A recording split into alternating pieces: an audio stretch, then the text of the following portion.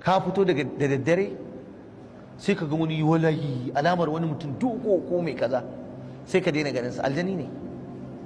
ɗaya daga cikin yaran nan da suke zagayawa a nan garin suna cewa a tashi din nan, masu buga garwa din nan, ɗaya daga cikinsu akwai wani wanda duk shekara da yana bi ta kofar gidana, malam a tashi karfe 3 ya ta buga mun ganga.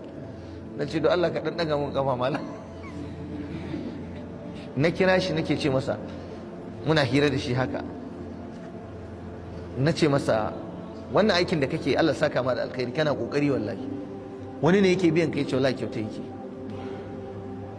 Na ce kai baka yin bacci? Ya ce wallahi malam ina jin bacci kamar da kowa yake ji, amma na ɗauki wannan abun a matsayin ibada ne, ina taimakawa mutane. Suna nan da yawa masu yin, amma wanda ne na sani ba zan iya cewa ga sunan shi ba. Sai na ce da shi to yanzu wannan abun da kake yi baka haɗuwa